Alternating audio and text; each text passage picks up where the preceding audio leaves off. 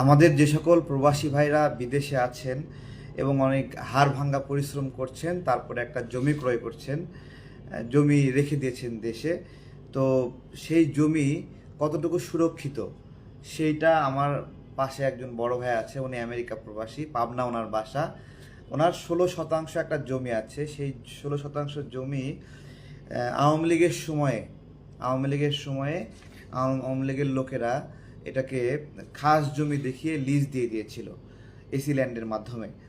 সেই জমিটা এই গণ অভ্যুত্থানের পরে কিছুটা প্রভাবমুক্ত হয়েছিল, কিন্তু এর পরবর্তীতে সেখানে স্থানীয় পাবনা বেড়াতে আর কি বেড়া পৌরতে এটা স্থানীয় কয়েকজন কয়েকজন বিএনপি নেতা না, মানে একজন বিএনপি সংশ্লিষ্ট ব্যক্তিত্ব, তিনি বিএনপি কোন পদে আছে জানেন কি? এটা না, বিএনপি কর্মী পদে আছে।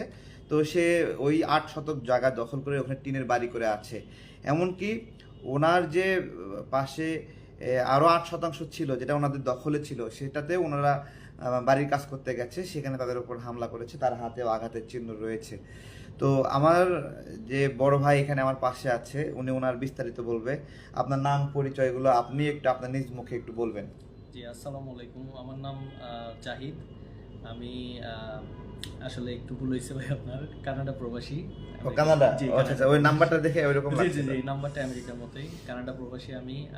তো আমাদের একটা 16% জায়গা পাবনা বেড়া উপজেলা সদরে, সেখানে 8% জায়গা আপনার একটা চক্র এর আগে আপনার সরকারি ভূমি অফিসের সাথে যোগসাজশ করে আপনার লিজ কেটে দিয়েছিল। তারা সেখানে বাড়িঘর করে আছে। বাকি 8% যেটা আমাদের সীমানা করা ছিল, সীমানা প্রাচীর করা ছিল, সেই জায়গা এই পট পরিবর্তনের পরে 5ই আগস্টের পরে বিএনপিপন্থী কিছু মানুষ আপনার সেই জায়গা দখল করে নেয়। তো আমি গত বছর যেহেতু আমি আপনার মানে ভালো একটা ভোকাল ছিলাম স্বৈরতন্ত্রের বিরুদ্ধে, কিন্তু আপনার আমার এত বড় ক্ষতি হয়ে যাবে এটা আমি ভাবতে পারিনি। আমি দেশে আসার পরে গত বছর 24 ডিসেম্বরে দেশে আসি। জানুয়ারিতে আমি যখন আমার জায়গায় কাজ করতে যাই, তারা আমাকে হামলা করে। সে আঘাতের চিহ্ন এখানে আছে, পিঠে আছে, মাথায় বাড়ি গিয়েছিল, ফাটে নাই বাট বাড়ি বেশ ফুলে টুলে গিয়েছিল। আমি স্থানীয় যারা বিএনপির উপজেলার এবং পৌর যারা সভাপতি সেক্রেটারি এরা যারা আছে তাদের সাথে আমি যোগাযোগ করি। তারা আমাকে কোনো সমাধান না দিয়ে তাদেরকে ডেকে জিজ্ঞাসাও করে নাই, উল্টো আমাকে থানায় পাঠিয়ে দেয়। থানায় তখন ওইরকম আসলে পরিস্থিতি ছিল না। থানায় পাঠায় কেন? মামলা করার থানায় জন্য? পাঠায় মামলা করার জন্য। আপনাকে মামলা করার পরামর্শ দেয়? মামলা করার পরামর্শ দেয় বিএনপির নেতারা, তাদের কর্মীকে না ডেকে তারা মামলা করার পরামর্শ দেয়। মূলত তারা অ্যাভয়েড করে। তখন যেহেতু আমি বিদেশে একটা চাকরি করি, আমার তো আবার সেখানে ফেরত যেতে হবে, যে কারণে আমি আর এই মামলা টামলার ঝামেলার মধ্যে যাইনি আসলে। তো আসলে এখন ভুক্তভোগী, এখন দেখা যাক কি হয়, আল্লাহ কি নসিবে। আচ্ছা, আমি একটু বলি, যেহেতু আমাদের যে সকল প্রবাস থাকা বড় ভাইরা আছেন, আমার কাছে প্রচুর অভিযোগ আসে। হ্যাঁ, এটা যখন আওয়ামী লীগ সময় এসেছিল, আওয়ামী লীগে আমার সিলেটের একজন বড় ভাইয়ের পুরা বাড়ি ঘর সব দখল করে সেখানে তারা আওয়ামী লীগের কার্যালয় বানায় ফেলে। এখন আমরা পাবনা বেড়াতে একজন বিএনপি কর্মীর বিষয়ে আমরা শুনছি। তো আপনার এই আমাদের প্রবাসী বড় ভাই যারা আছেন বিদেশ দেশের বিভিন্ন জায়গায় থাকে, তারা প্রবাসে গেছেন, দেখুন রাষ্ট্র যদি তাদের সুরক্ষা দিতে না পারে তাহলে কিন্তু তারা কি করবে? তারা অসহায় অনেকটা, এবং দীর্ঘদিন দেশে না থাকাতে তাদের পরিবার পরিজন আত্মীয় স্বজনের যে ইস্টাবলিশমেন্ট, সেই ইস্টাবলিশমেন্টও আর শক্তিশালী থাকে না। কারণ এলাকাবাসীর মধ্যেও দীর্ঘদিন যোগাযোগ হয় না, দেখা সাক্ষাৎ হয় না, সেই জায়গা থেকে খুব কঠিন হয়ে ওঠে। আমি একটা ঘটনা বলছি, আবার জামাতের ভাইরা খুশি হয়ে যাবে, তাদের বিরুদ্ধে অভিযোগ নাই। আমার কাছেও এর আগেও একটা অভিযোগ এসেছিল। এটা হলো মার্চে, 2025-এর মার্চ মাসে হাতিয়াতে একজন জামাত নেতা একজন প্রবাসী ভাইয়ের জায়গা দখল করেছিল।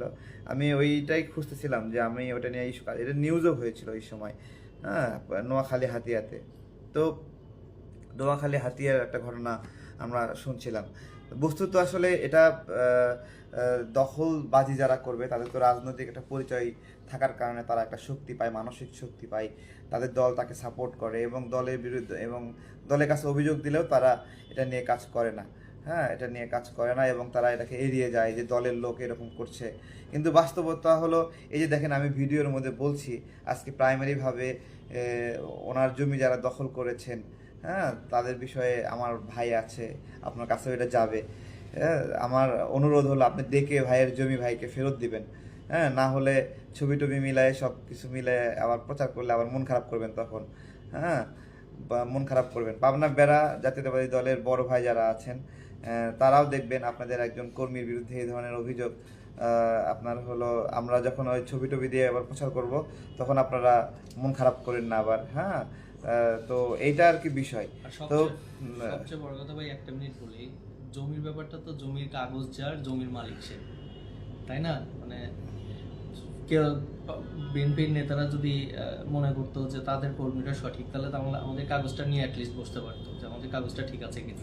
না, এটা আবার বিষয় আছে আপনার হলো, বিএনপির পক্ষ থেকে বিএনপি নেতাদেরকে সালিশ করার বিষয়ে নিষেধ করা হয়েছে।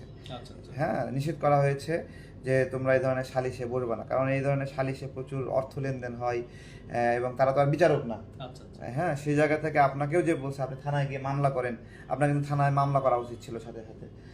আবার এই মামলা করলেও এলাকায় নিরাপত্তার সমস্যা, অনেক ধরনের আঘাত আসতে পারে, অনেক ধরনের বিষয় রয়েছে। সব কিছু মিলিয়ে আমাদের রাষ্ট্রের দায়িত্বশীল, যথাযথ যারা দায়িত্বশীল আছেন, আমাদের প্রবাসী ভাইদের সম্পদ সুরক্ষায় একটু বেশি কেয়ারিং প্রয়োজন।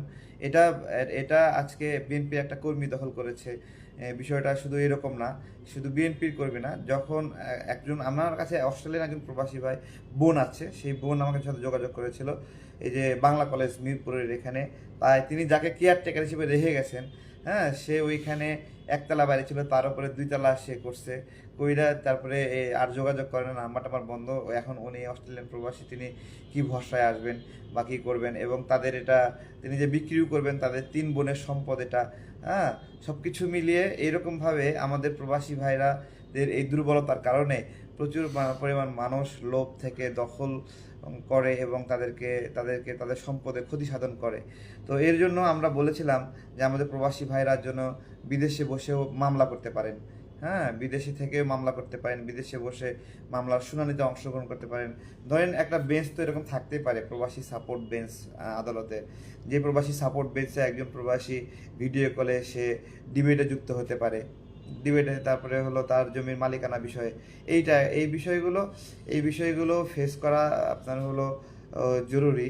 রাষ্ট্র কিভাবে আমাদের বিদেশে থাকা নাগরিকদের সুরক্ষা দেবে, এই বিষয়ে যদি সমাধান না করে, তাহলে যেটা হবে, আমাদের প্রবাসী ভাইরা সম্পদ কেনার ক্ষেত্রে দেশে আর সম্পদ কেনার জন্য আর আগ্রহী হবে না, দেশে বিনিয়োগের জন্য আগ্রহী হবে না যদি বিনিয়োগের সুরক্ষা না পান। হ্যাঁ, তো এই আর কি। ভালো থাকবেন।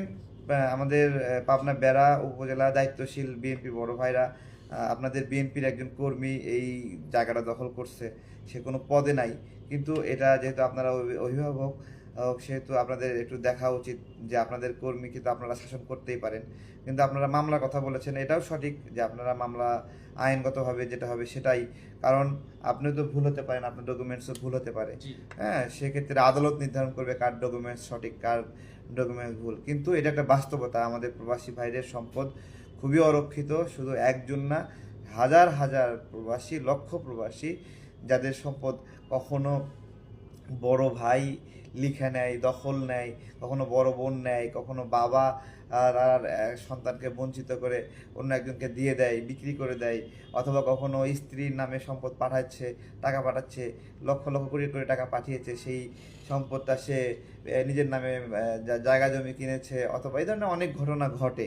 তো আমাদের প্রবাসী ভাইদেরকেও আমরা সচেতন থাকতে বলবো, আপনারা আপনার আপনার আপনার আওতায় রাখেন আপনার সম্পদ, ঠিক আছে, আপনার আওতায় রাখেন। জমি কেনার সময় নিজের নামে জমি কেনার চেষ্টা করবেন, বইয়ের নামে না। অবশ্যই আপনি একটা খুব দুশ্চিন্তাগ্রস্ত একটা আপনার রেড লাইনে অবস্থান করেন সবসময়, যে কোনো সময় আপনার পরিবারের সদস্য আপনার সাথে বেইমানি করতে পারে, এবং বাইরের মানুষ বেইমানি করার চেয়েও পরিবারের মানুষ বেশিরভাগ ক্ষেত্রে কষ্ট দেয়, এ ধরনের আমার কাছে অনেক অভিযোগ আছে। তো ভালো থাকবেন সবাই, আসসালামু আলাইকুম। ছোট করে একটা লাইভ করলাম, আমার প্রবাসী বড় ভাই উনি আমার কাছে এসেছিলেন। ধন্যবাদ সবাইকে, আসসালামু আলাইকুম।